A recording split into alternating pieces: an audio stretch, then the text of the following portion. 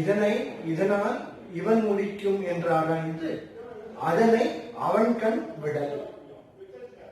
So, why I am starting this class with Tirukkural, you will know when I tell you a concept. So, what is the connection between Tirukkural and management? Let us see. So, welcome to Sri Sai Tejasvi Academy. Today, as a part of a series of management, principles of management for BE, CSE and IT students, we have seen Unit 3. Let us continue. We have seen organization structure, types of organization structure, etc. Now let us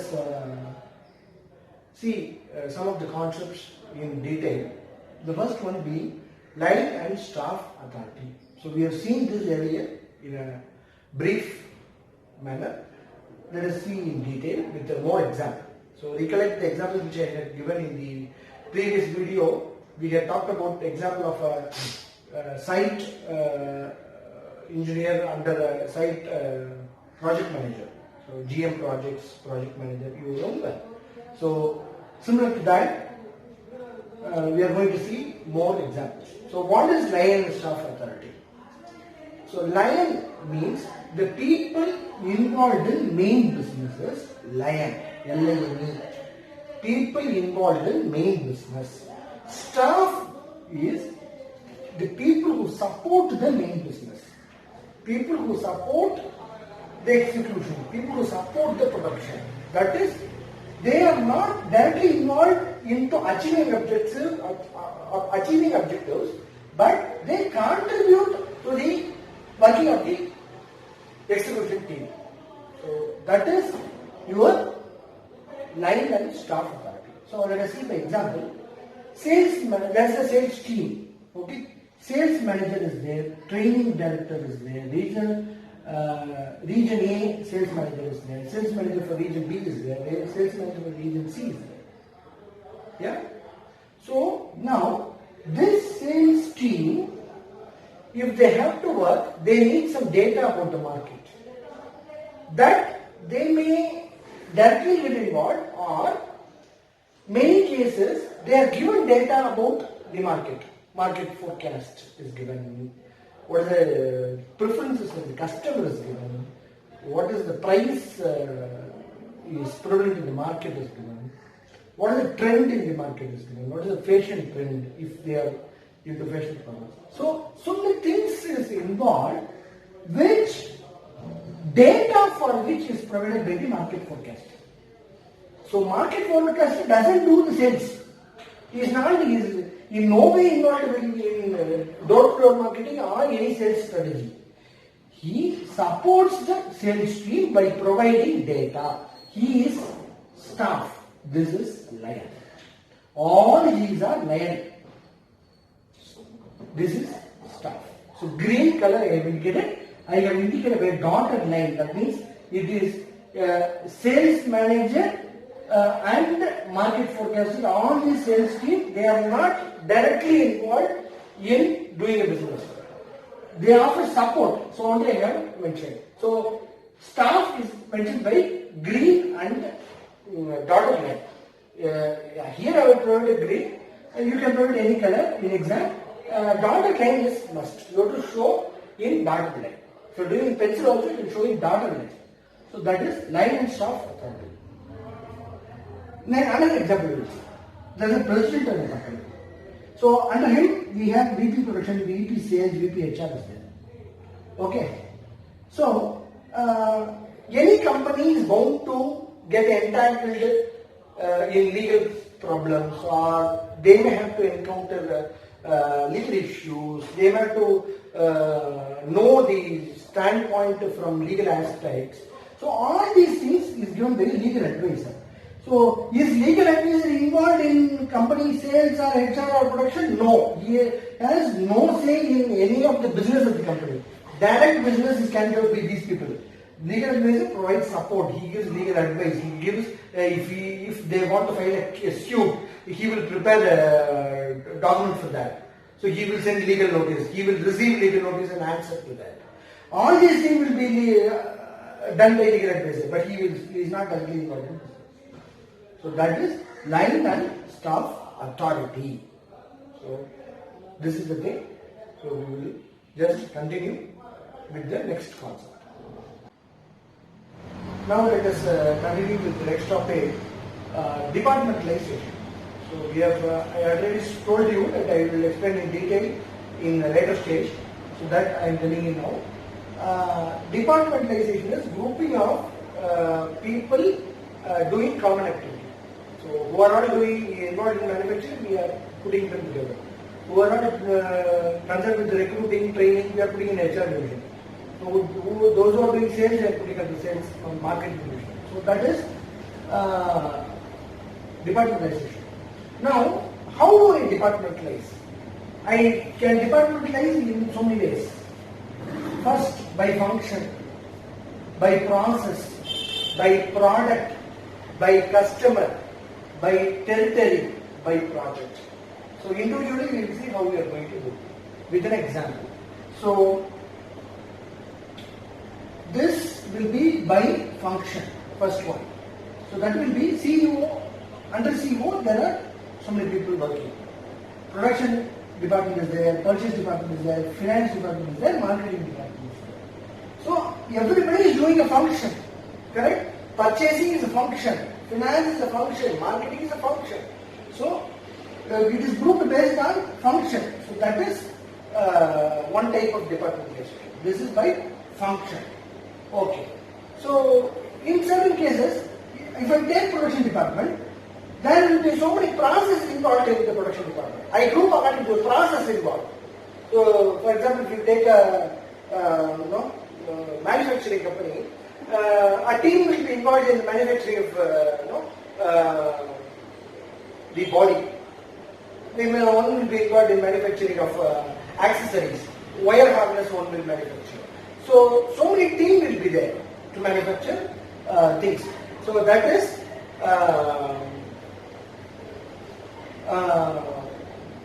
departmentalization by process.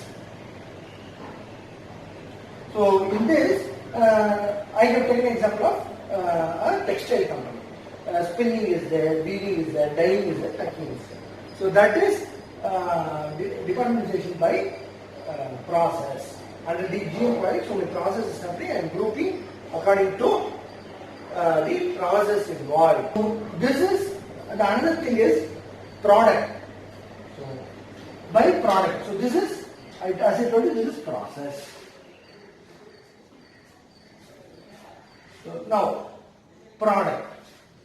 So generally, as I told you, in the multinational company, Hindustan Lever, there will be so many products. There will be soap, there will be shampoo, there will be other cosmetic products. There will be specialization in hair, there will be specialization in skin. So based on the product, there will be grouping will be done. Product A, product B, products. For each product, there will be separate production, engineering and R&D departments. So that is, by departmentalization by product. I am writing it in this side also so that you don't have confusion. I am not able to write it alongside the word. So that you can understand, you don't get confused. This is by process, this is by product. So customer, by customer. Okay. So what is by customer? This is customer. Okay. So what kind of customers are there? Some of the customers buy in bulk, some buy in retail. Okay. So rice. All the retailers go and buy rice in tons from the wholesale. So there will be a wholesale customer for an industry. There will be retail customer. So retail will have buy in 2-3. Wholesale will buy in tons. So everything will be different for packing. Packing will be different. So many things will differ. Pricing will be different. We will give discount for wholesale. So it has to be done separately by separate team. So under marketing, I am having wholesale, retail and export. If in export, quality will differ, legal issue norms will differ, packing will differ, procedure itself will differ for booking it, sending it across. So that is under custom. By territory, area. So for this particular area, southern region, railways in case of railways, southern region, northern region, south central, like that. That is by territory. The other thing is by project. So the company will venture into a new project, highways for example, or any new venture it is doing, undertaking, any construction of flat, so many things. So that will require specialist team handling that. Again, accounts and marketing all will come under a project. So departmentalization can be done for project also, by project also. So many things are there. So you can review this. Up to this, you see the video and answer the questions that follow. Now let us answer some questions. So first one, can you think of any other example of line and staff authority? So try and find out any other organization having this line and staff authority concept. Okay, yeah. Second one, consider an organization of your choice. How would you do departmentalization for this organization? Discuss in groups. So there's a small spelling mistake in organization, sorry for that. So yeah. So discuss these two answers in your class. For time being, proceed with the video.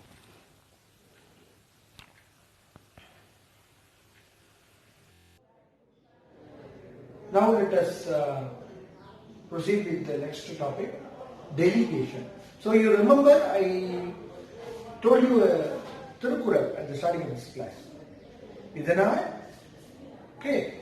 So Idanai, Idanal, I told the Tirukural, okay. So that is related to this topic, delegation. So first we'll see the Tirukural. What is it? இதனை இதனால் இவன் முடிக்கும் என்று ஆராய்ந்து அதனை அவன் கண் விடல். So what is the meaning of this Tirukural? So you have a lot of activities to do as a manager. You cannot do everything. You are a boss in the company. You cannot do everything by yourself. So you assign activities to people.